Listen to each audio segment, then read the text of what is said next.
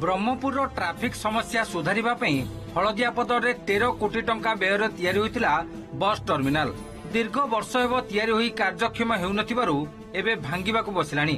केउंटी कांथपाटी आ करछि तो आ केउंटी चट्टाण नष्ट होइगलानी।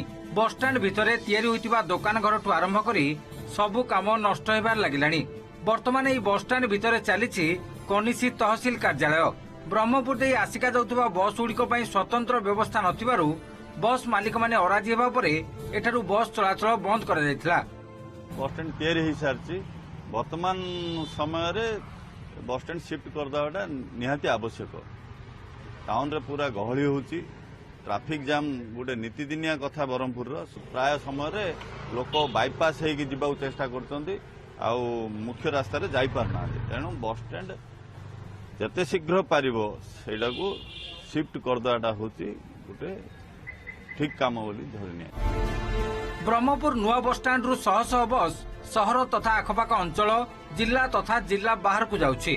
ब्रह्मपुर देई बस गुड़िक जीवा द्वारा सहर रे ट्रैफिक व्यवस्था असंभाळ हेउछि।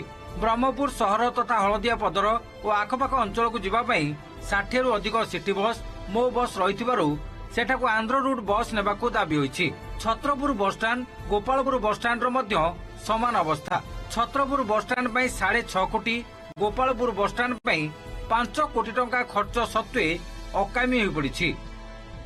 पूर्व सरकार अमल रे 25 कोटी टंका व्यय ए एरिया रो उन्नतीकरण पाई बोली बस स्टैंड कले ए बस स्टैंड अधपांतरे रहीगला। ये समाज रे सेवार किछि लागिलानी को उद्देश्य रे कले कोन कले से बीजेडी सरकार सेमानकर ज्ञात सार। वर्तमान अभी नुआ सरकार आसी आम नुआ सरकार भी अनुरोध करवा एते कोटी टंका व्यय होइतवा बस स्टैंड को संप्रसारण करवा किंबा लोकंकर सहयोग रे साथ दबा आउ एरिया रे उन्नतीकरण करिया को एटा जदी चालू करबा माने किछि सफल हो बोली मोर भावना।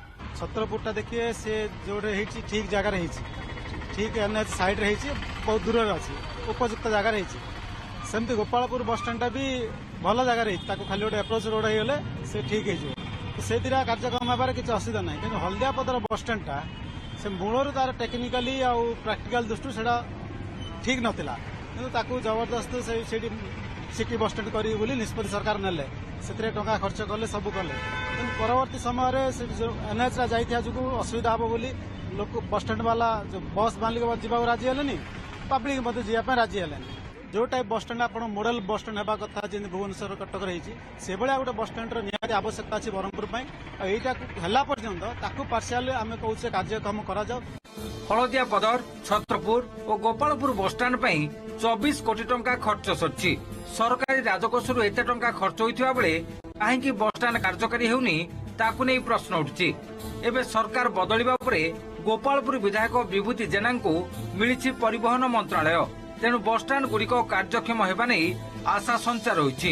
एते निम्नमान काम करे अरे खाली कोटी कोटी टका पानी रे पकैछंती से काम क्लोज हो पूर्णछेद पड़िबो भल काम आरंभ निश्चित भावे जो पुणी अनुध्यान करा जिवो जो जगह रे बस स्टैंड ठीक हबो सेया करा जिवो। कारण आमे जानिचु जो भली भावे काम नक्शा अनुसार काम करिगिरी बारंबार एक्सीडेंट हेछि, लोक स्वर उत्तोलन कले मध्य किसी सजाड़े जाइनी ए सब कथार पूर्णछेद पड़िबार अछि एवं लोकों को नहीं लोक विचार लोकों को नहीं जो लोकों कल्याण रही पर से भले काम कर। ब्रह्मपुर कैमरा पर्सन फिनोज को सह जगन्नाथ साहू को रिपोर्ट ओटीवी।